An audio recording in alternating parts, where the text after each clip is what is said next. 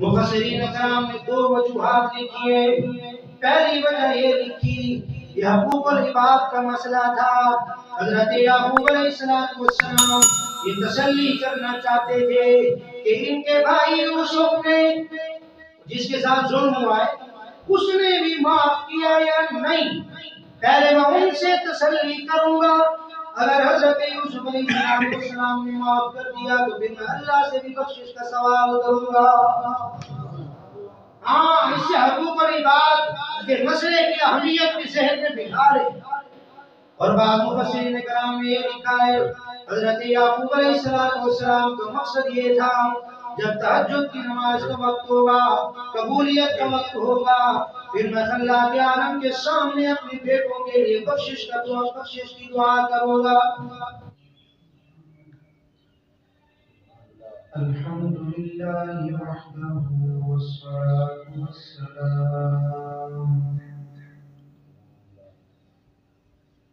والصلاة والسلام على من لا نبي بعده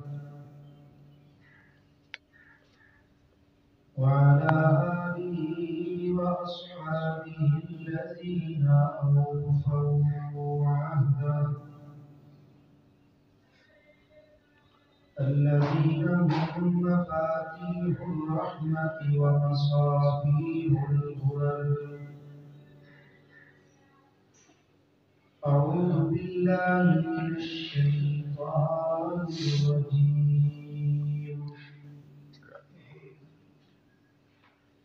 بسم الله الرحمن الرحيم. يا بني اذهبوا فتحسسوا من يوسف وأخيه ولا تيأسوا من روح الله إنه لا ييأس من روح الله إلا القوم الكافرون.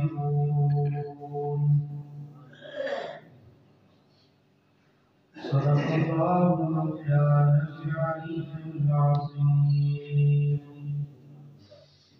وصدق رسوله النبي الأمي الكريم ونحن على ذلك لمن الشاهدين والشاكرين والحمد لله رب العالمين. اللهم صل على سيدنا ومولانا محمد وعلى آله وأصحابه وبارك وسلم تسليما كثيرا كثيرا.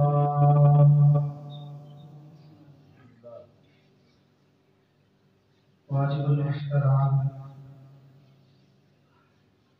قابل قدر دوستوں، بزرگوں، عزیز بھائیوں، گزشتہ چند خطبوں میں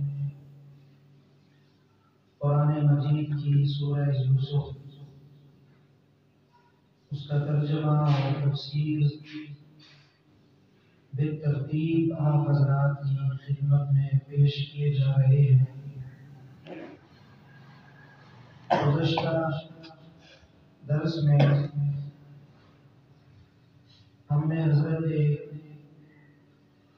یعقوب علیہ السلام کی دوہری آزمائش کا تذکرہ پڑھا تھا کہ حضرت بنیامین اللہ کے حکم سے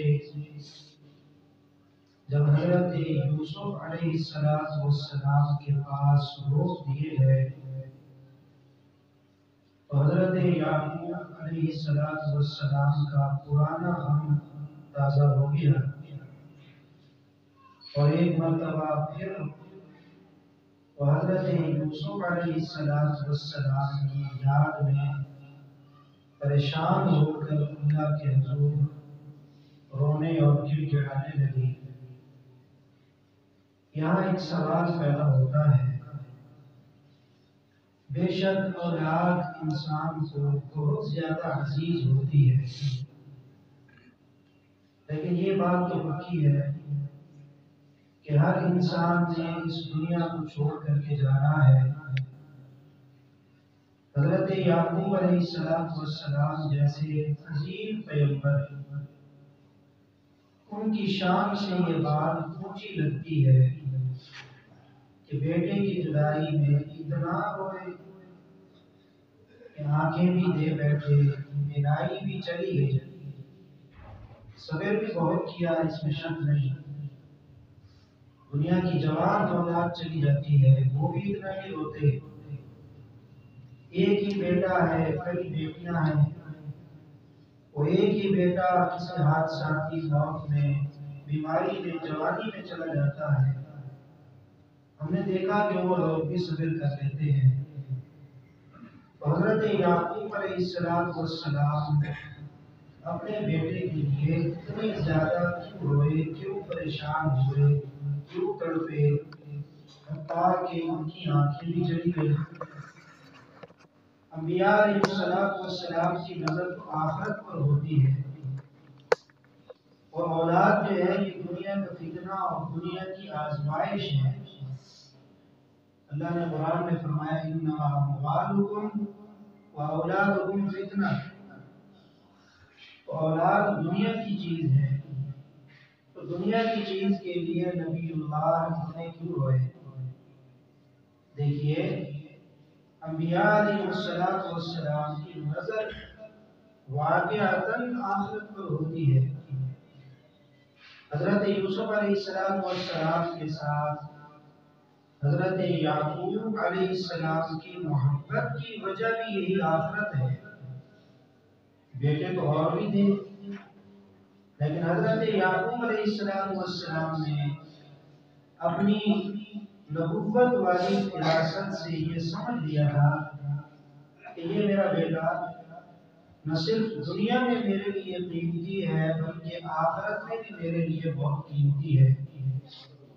میری اخروی زندگی کی درجات کی بلندی کے لیے بھی میرا یہ بیٹا بڑا سعادت مند ہے۔ تو حضرت یعقوب علیہ السلام کا یہ ہونا اصل میں یہ بھی آخرت کے لیے تھا۔ تو آپ بہت زیادہ جب ہوئے تو گھر والوں نے، بیٹیوں نے اور بہوؤں نے اور خواتین نے اور جو مرد وہاں موجود تھے، انہوں نے حضرت یعقوب علیہ السلام سے یہ وعدہ کیا کہ آپ اتنا رو رہے ہیں، نظر چلی گئی، کہیں ایسا نہ ہو کہ آپ جان بھی دے بیٹھے، کہیں ایسا نہ ہو کہ آپ کی موت واقع ہو جائے، لہذا صبر سے کام لیجیے۔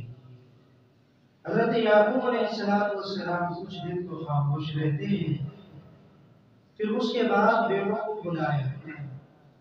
بڑا بیٹا وہ وہیں مصر میں ہی رہ گیا تھا، اس نے کہا میں نے نہیں جانا، ارجعوا الی ابیکم فقولوا یا ابانا ان ابنک سرق، تم واپس جاؤ اور ابا جی کو جا کر حالات سے آگاہ کرو کہ آپ کے بیٹے نے چوری کر لی ہے۔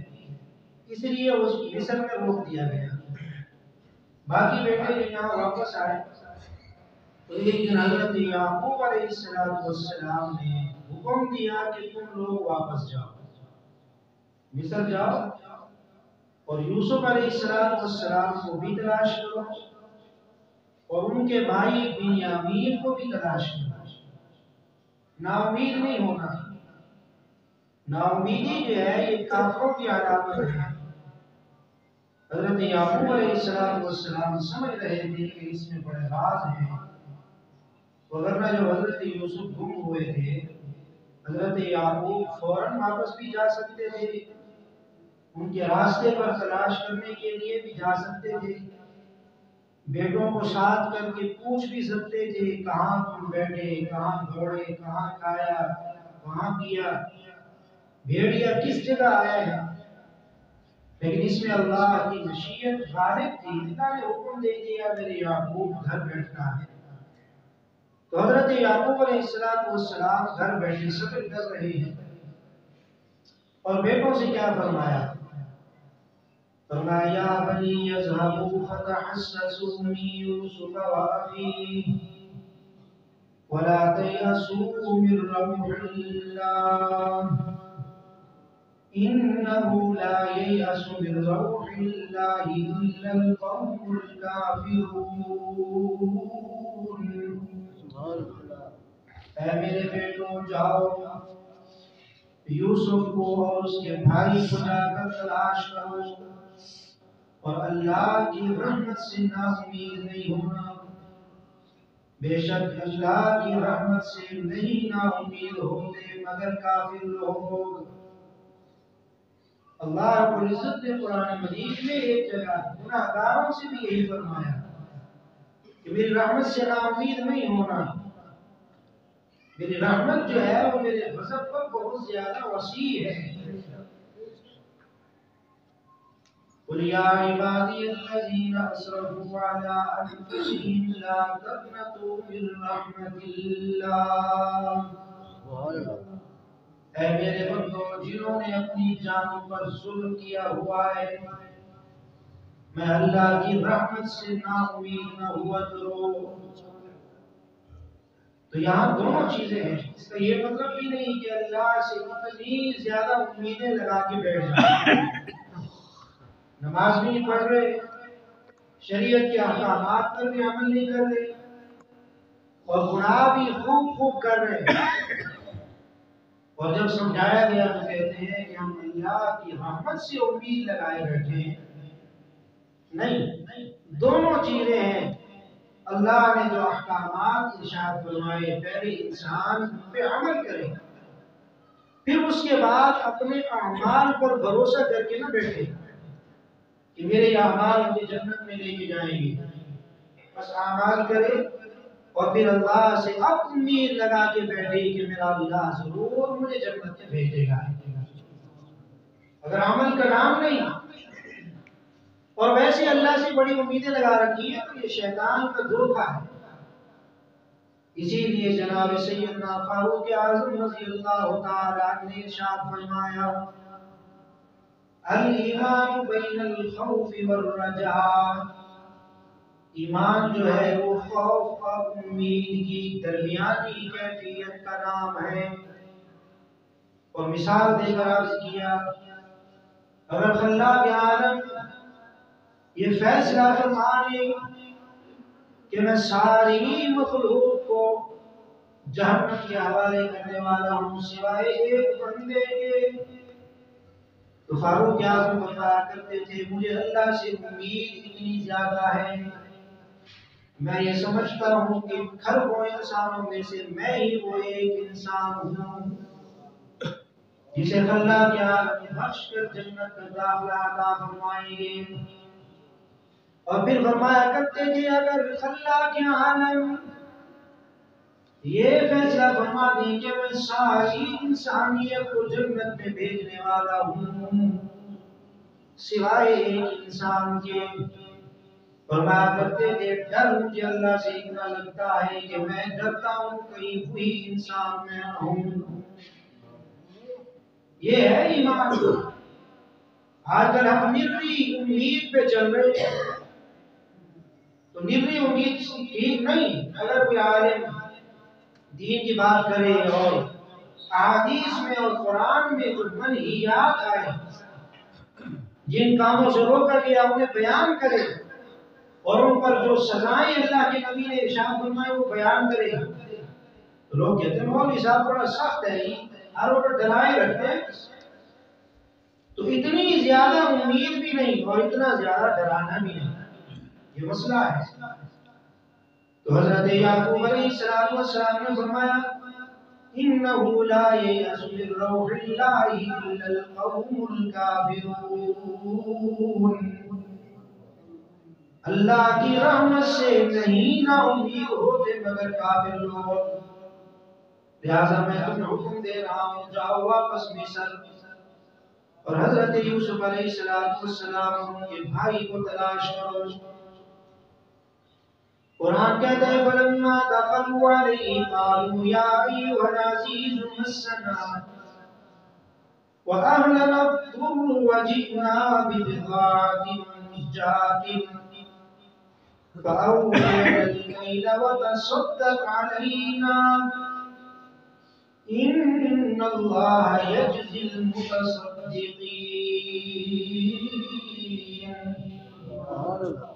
برادران یوسف تیسری مرتبہ دوبارہ مصر آئے حضرت یوسف علیہ السلام کی خدمت میں اور مسلسل سفر کر کر کے تھکے ہوئے ہیں.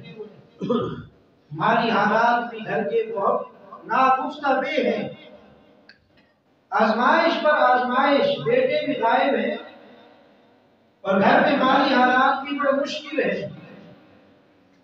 تو آپ جب آئے نا اپنی بات کو بڑے گڑ گڑائے. حضرت یوسف علیہ السلام کے سامنے بڑی عاجزی کے ساتھ، بڑی انکساری کے ساتھ اپنی اور اپنے گھر کی کیفیت کو بیان کیا اور کیا کہا؟ ایھا العزیز مسنا واهلنا الضر وجئنا ببضاعة. اے عزیز مصر، اے بادشاہ وقت، ہمیں اور ہمارے گھر والوں کو بہت زیادہ بھوک میں ستایا ہوا ہے. اب کی بات تو ہمارے پاس دینے کے لیے پیسے بھی موجود نہیں تھے. وَجِئْنَا بِبِضَاعَةٍ مُزْجَاةٍ فَأَوْفِ لَنَا الْكَيْلَ. اب کی بات جو ہم درہم و دنانیر اور سکے لے کر آئے ہیں وہ بھی سارے کھوٹے ہیں. اب مہربانی فرمائیے کہ کھوٹے سکے لے لیجئے اور اس کے بدلے میں اوفی لنا الکیل، ہمیں وزن پورا دیجئے. جو آپ فی بندہ علی اختلاف روایات 5 من فی بندہ دیا جا رہا ہے. تو کہنے لگے پیسے تو کھوٹے لیکن مہربانی فرمائیے وزن جو ہے نا وہ ہمیں پورا دیجئے. وَتَصَدَّقْ عَلَيْنَا، اور ہمارے اوپر صدقہ کیجئے، مہربانی کا معاملہ کیجئے. یہاں مفسرین کرام نے لکھا ہے یا تو واقعتاً وہ صدقے کا ہی سوال کر رہے تھے. خدا کی شان دیکھیے ذرا کہ وہ جو جنہوں نے ظلم کیا تھا وہ آج اس کیفیت میں سامنے کھڑے ہیں. بھئی ہم ضرورت مند ہیں، محتاج ہیں، ہمیں صدقہ دیجئے. یا پھر مفسرین کرام نے لکھا ہے کہ یہاں صدقے کا معنی یہ ہے کہ آپ مہربانی فرمائیے نرمی والا معاملہ ہمارے ساتھ کیجئے، کیونکہ انبیاء علیہ السلام اور ان کی اولادوں کے لیے صدقہ خیرات یہ ناجائز ہے.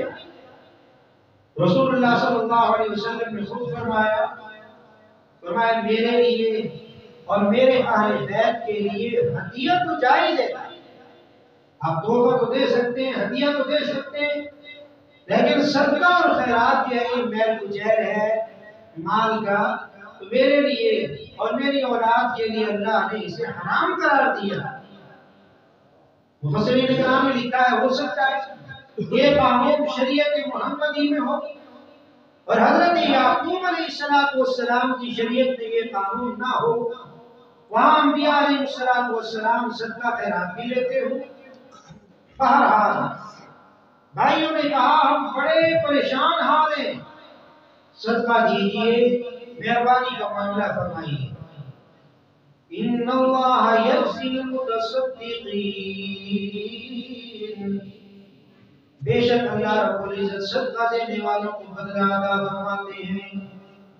اب حضرت یوسف علیہ السلام سے کہا کہ آئیڈیا تو ہو جاتا ہے کہ انسان کو کہ بھائیوں کا یہ حال ہے تو گھر کا کیا حال ہوگا.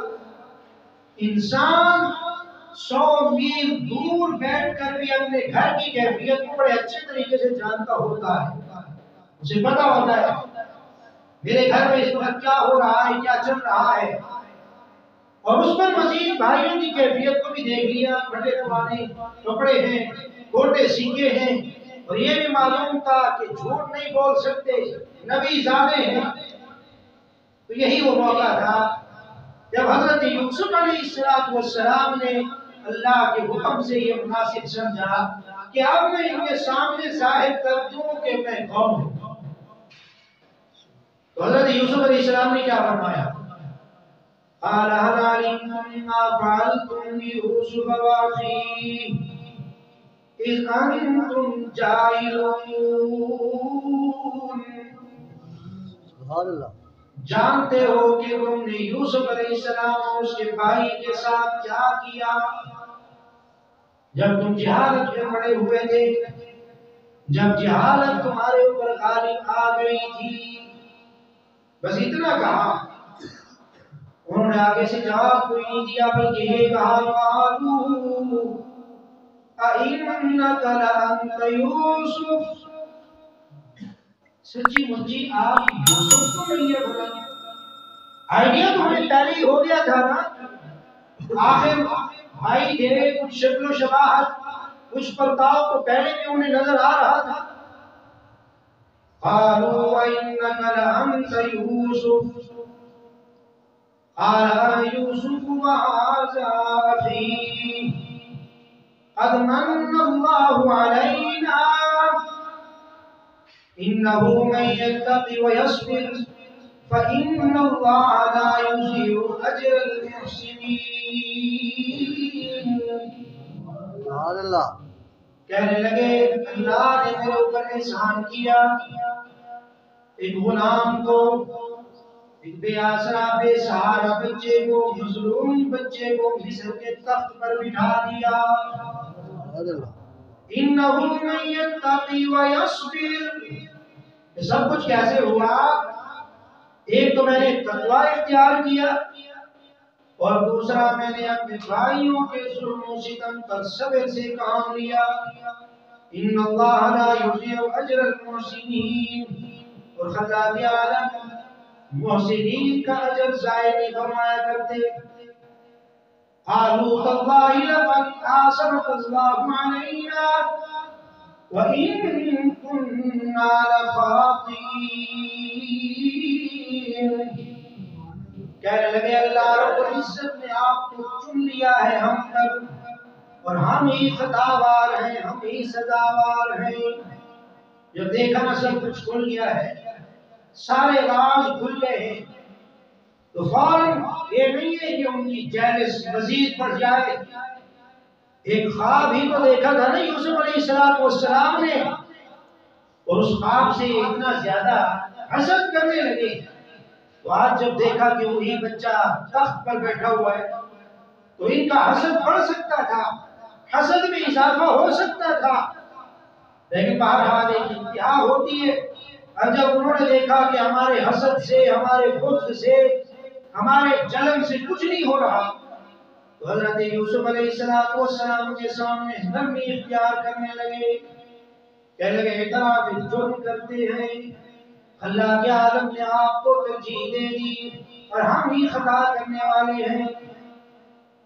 حضرت یوسف علیہ السلام نے یہ نہیں کہا ہاں اب آیا مذہب، اب میرے پاس طاقت بھی ہے، حکومت بھی ہے، پولیس بھی ہے، اور آرڈر کر دیا اٹھاؤ بھی ان کو، ڈالو ان کو جیل میں، اور اگلے پچھلے سارے حساب میں نے کلیئر کروانے ہیں ان سے، یہاں تک کہ یہ ناک رگڑے میرے سامنے نہیں۔ نبی کا صرف دیکھیے، نبی کی نرمی دیکھیے، نبی کی رحم دلی دیکھیے، نہ صرف یہ کہ معاف کر دیا، نہ صرف یہ کہ انتقام نہیں لیا، انہیں شرمایا تک بھی نہیں۔ دربار لگا ہوا ہے، وہاں بیٹھے اور پوچھ سکتے تھے اے عزیز مصر ہمیں بھی سنائیے نا کہ کیا واقعہ ہے، یہ آپ کے بھائی کیسے آئے ہیں، لیکن حضرت یوسف علیہ السلام نے اس بڑے دربار میں بھائیوں کو شرمایا تک بھی نہیں، بلکہ کیا فرمایا قال لا تثريب عليكم اليوم يغفر الله لكم وهو ارحم الراحمين۔ آج کے دن کوئی گناہ نہیں تم پر، اللہ تمہیں معاف کر دے، یعنی میں نے تو معاف کر دیا، میں ایک نبی تھا، نبی کے ساتھ زیادتی کرنا صرف حقوق العباد نہیں، حقوق اللہ بھی ہیں، میں نے تو معاف کر دیا۔ جہاں تک معاملہ ہے اللہ کی ذات کا تو اس کے لیے میں دعا کر رہا ہوں، یغفر اللہ لکم، سبحان اللہ، میرا اللہ بھی تمہیں معاف کر دے، وَهُوَ أَرْحَمُ الرَّاحِمِينَ، اور وہ ارحم الراحمین ہے، سب سے زیادہ رحم کرنے والا ہے۔ سب اس کے بعد فوراً خیال آیا بابا جان کا، فرمایا اِذْهَبُوا بِقَمِيصِي هَٰذَا، کرتا اتارا، فرمایا لے جاؤ یہ کرتا، القوه علی وجہ ابی یأتی بصیرا، یہ کرتا لے جائیے بابا جان کی آنکھوں پر رکھ دیجئے، اللہ کے عالم اپنی قدرت کاملہ سے گئی ہوئی نظر دوبارہ لوٹا دیں گے۔ سبحان اللہ، وَأْتُونِي بِأَهْلِكُمْ أَجْمَعِينَ، اور اب کی بار اکیلے نہیں آنا، بابا جی کو بھی ساتھ لے کے آنا ہے، اور باقی بہن بھائیوں کو بھی، سارے گھر والوں کو لے آؤ ادھر شہر میں، چھوڑو دیہات والی زندگی۔ اللہ کے عالم نے میرے ذریعے سے تمہیں یہ عزت عطا فرمائی ہے کہ آل ابراہیم کو اللہ کے عالم نے مصر کی بادشاہی سے نواز دیا۔ سبحان اللہ، اب تو جناب بھائیوں کی خوشی کی انتہا نہ رہی، بھائی راضی بھی ہو گیا، پہلے تو ڈر رہے تھے پتہ نہیں کیا ہونے والا ہے، بڑا ظرف رکھا کریں، چھوٹی چھوٹی باتوں پہ بڑے بڑے ایکشن نہ لیا کریں۔ سورت یوسف سننے کا مقصد صرف یہ تو نہیں نا، محض سما خراشی ہو جائے، محض کانوں کو لذت پہنچ جائے۔ اللہ نے قرآن میں بیان اسی لیے کیا کہ اسے سنو اور پھر اپنی زندگیوں کا جائزہ لو۔ اب جناب بھائیوں نے کرتا لیا، بڑے خوشی خوشی جلدی جلدی دوڑ کے جا رہے ہیں، جلدی ابا جان کے پاس جائیں اور یہ کرتا انہیں پہنچائیں۔ قرآن کہتا ہے وَلَمَّا فَصَلَتِ الْعِيرُ قَالَ أَبُوهُمْ إِنِّي لَأَجِدُ رِيحَ يُوسُفَ لَوْلَا أَن تُفَنِّدُونِ، 3000 میل کا سفر ہے، واہ مالک تیری شان پہ قربان جاؤں، کیا کیا اپنی قدرت کے کرشمے دکھاتا ہے۔ 3000 میل کا سفر، قرآن کہتا ہے کرتا لے کر ابھی مصر سے نکلے ہی ہیں، کوئی زیادہ سفر نہیں کیا، اور ادھر حضرت یعقوب علیہ السلام نے گھر والوں کو جمع کر لیا۔ خیر ہے ابا جی، آج خلاف معمول اتنا جلدی ہم سب کو جمع کر لیا۔ فرمایا انی لاجد ریح یوسف سبحان اللہ، لولا ان تفندون، سبحان اللہ، اگر مجھے یہ نہ کہو کہ میں پرانا بوڑھا ہو گیا ہوں، بڑھاپے کی وجہ سے عجیب عجیب باتیں کر رہا ہوں، بڑی عجیب بات کی، اگر مجھے بہکا ہوا بوڑھا، اس کا مفہومی معنی وہ نہ کہو تو آج ایک دل لگتی بات کہنے والا ہوں، انی لاجد ریح یوسف، سبحان اللہ، کہ میں اپنے لگتے جگر یوسف علیہ السلام کی خوشبو پا رہا ہوں۔ سبحان اللہ، اللہ کے عالم کی قدرت دیکھیے، چند میل کا سفر ہے، کنعان کا جنگل ہے، یوسف کنویں میں بیٹھے ہوئے، لیکن اللہ نے خوشبو نہیں پہنچائی، اور آج 3000 میل دور سے کرتا ابھی چلا ہی ہے اور خوشبو پہنچا دی۔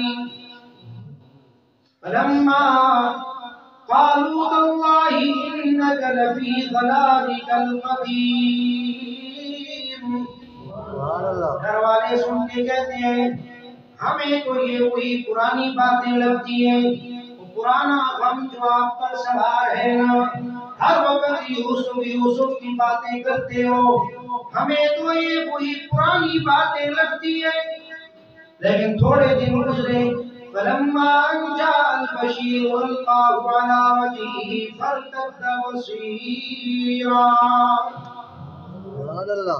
جب وہ خوشخبری سنانے والا آ گیا، پرانے دور میں یہ رواج تھا جب بھی خوشخبری سنانی ہوتی نا تو قافلے والوں میں سے ہر بندہ کوشش کرتا اور جلدی جانے کی کوشش کرتا. اور اس دور میں یہ رواج تھا جب کوئی خوشخبری آ کے سناتا نا تو لوگ اسے حسب استطاعت ہدیہ تحفہ پیسے دیا کرتے تھے.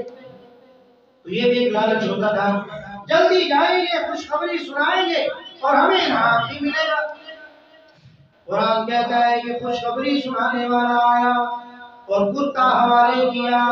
حضرت یعقوب علیہ السلام نے آنکھوں پہ لگایا، آنکھوں پر لگانے کی دیر تھی، اللہ کے عالم نے کئی ہوئی نظر کو واپس لوٹا دیا. سبحان اللہ. قال ألم نقل لكم إني أعلم من الله ما لا تعلمون. اب فرمانے لگے کہ میں نہ تمہیں کہا کرتا تھا کہ جو اللہ جانتا ہے وہ تم نہیں جانتے. میں تو اس کی رحمت سے نا امید نہیں تھا نا. قالوا يا أبانا استغفر لنا ذنوبنا إنا كنا خاطئين. اب بیٹے رو کر عرض کرنے لگے ابا جان استغفر لنا ذنوبنا، ہم سے خطا ہو گئی، ہم سے غلطی ہو گئی، لغزش ہو گئی، اپنے رب سے ہمارے لیے معافی مانگ دیجئے. قال سوف استغفر لكم ربي انه هو الغفور الرحيم. سبحان اللہ. حضرت یعقوب علیہ السلام کہتے ہیں ان قریب میں اللہ سے تمہارے لیے بخشش کا سوال کروں گا. سوال پیدا ہوتا ہے انہوں نے غلطی کا اعتراف تو کر لیا نا، جرم تو مان لیا ہے. تو حضرت یعقوب علیہ السلام نے فوراً معافی مانگنے کی بجائے کیا فرمایا ان قریب صبر کیجئے ذرا، میں اللہ سے معافی مانگوں گا تمہارے لیے. دیر کی کیا وجہ ہے؟ مفسرین کرام نے دو وجوہات لکھی ہیں. پہلی وجہ یہ لکھی یہ حقوق العباد کا مسئلہ تھا. حضرت یعقوب علیہ السلام یہ تسلی کرنا چاہتے تھے کہ ان کے بھائی یوسف نے جس کے ساتھ ظلم ہوا ہے اس نے بھی معاف کیا یا نہیں. پہلے میں ان سے تسلی کروں گا، اگر حضرت یوسف علیہ السلام نے معاف کر دیا تو پھر میں اللہ سے بھی بخشش کا سوال کروں گا. ہاں اس سے حقوق العباد کے مسئلے کی اہمیت بھی ذہن میں بٹھا لے. اور بعض مفسرین کرام نے یہ لکھا ہے حضرت یعقوب علیہ السلام کا مقصد یہ تھا جب تہجد کی نماز کا وقت ہوگا، قبولیت کا وقت ہوگا، پھر میں اللہ کے عالم کے سامنے اپنے بیٹوں کے لیے بخشش کی دعا کروں گا. فلما دخلوا على يوسف آوى إليه أبويه وقال ادخلوا مصر إن شاء الله آمنين. اب بیٹوں نے پیغام بھی پہنچایا کہ یوسف آپ کو بلا رہے ہیں. حضرت یعقوب علیہ السلام نے سارے گھر والوں کو تیاری کا حکم دیا. اور روایات میں آتا ہے اس وقت 90 نفر تھے گھر کے، بیٹیاں بھی ہیں اور اس میں بہوتے پڑپوتے نواسے داماد، گھر کے سارے افراد کی تعداد بنی 90. اور اس شان کے ساتھ حضرت یعقوب علیہ السلام سارے قافلے کو لے کر آ رہے ہیں. باقی فیملی پلاننگ والے بچے دو ہی اچھے، وہ بھی سورج سے درس لے لیں. نبی اللہ جب جا رہے ہیں 2 بچے لے کر نہیں جا رہے. شان ہے اور اللہ نے اور رسول اللہ صلی اللہ علیہ وسلم نے ان تمام خرافات کا رد فرمایا جس کا آج ہمیں درس دیا جا رہا ہے. حضرت یعقوب علیہ السلام 40 سال کی جدائی کے بعد آج پہنچے ہیں مصر میں. حضرت یوسف علیہ السلام کے ساتھ ملاقات ہو گئی. قرآن کہتا ہے وَنَقَرَ أَبَوَيْهِ عَلَى الْعَرْشِ وَخَرُّوا لَهُ سُجَّدًا. حضرت یوسف علیہ السلام نے باپ کو اپنے ساتھ تخت پر بٹھا دیا، سارے بھائی سجدہ کر رہے ہیں۔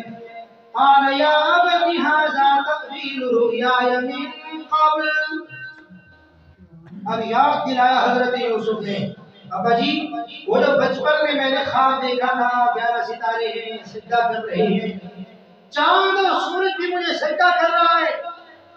ابا جی دیکھو آج 40 سال کے بعد وہ خواب کی تعبیر پوری ہو رہی ہے، سارے میرے بھائی میرے سامنے سجدے میں پڑے ہوئے۔ بلکہ غیر اللہ کو سجدہ بھائی حرام ہے شریعت محمدیہ میں، اس شریعت میں جائز تھا تو اللہ نے حکم دیا تو سارے حضرت یوسف علیہ السلام کو سجدہ کر رہے۔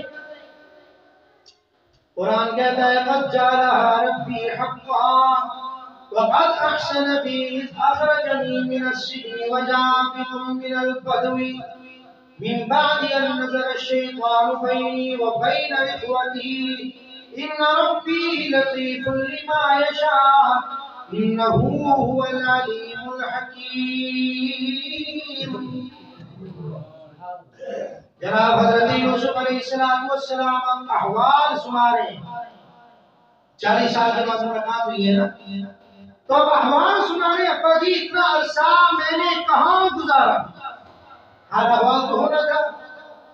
تو اب اس میں یہ نہیں ہے کہ شروع کیا ابا جی بس میں کنویں میں گر گیا اور پھر باپ بھی روئے بیٹا بھی روئے اور پرانے مصائب اور تکالیف کو یاد کیا جائے، نہیں۔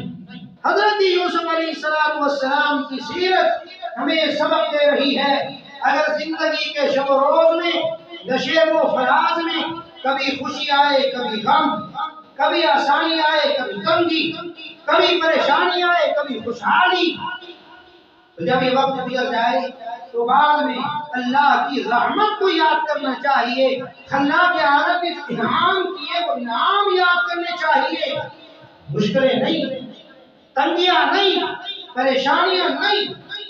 لہذا حضرت یوسف علیہ السلام نے اپنے احوال کنویں سے شروع نہیں کیے، کہاں سے شروع کیے؟ قد احسن بی ربی، میرے والد گرامی میرے اللہ نے میرے ساتھ بڑا اچھا معاملہ کیا، اخرجنی من السجن، ایک تو مجھے قید سے نکال دیا، تھوڑا احسان ہے اللہ کا۔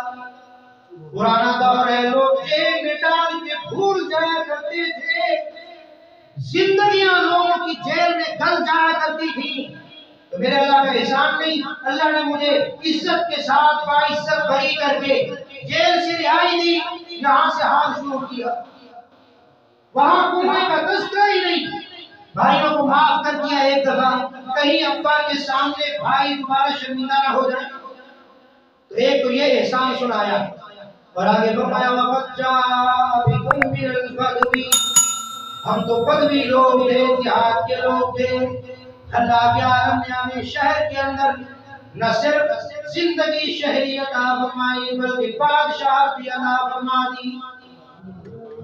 نظر الشیطان بینی و بین اخوتی، باقی بھائیوں کے درمیان جو چپکرش ہوئی اس کی نسبت شیطان کی طرف کر دی کہ میرے بھائی ویسے بڑے اچھے ہیں، ابا جی بس شیطان نے ذرا ان کو پھسلا دیا تھا۔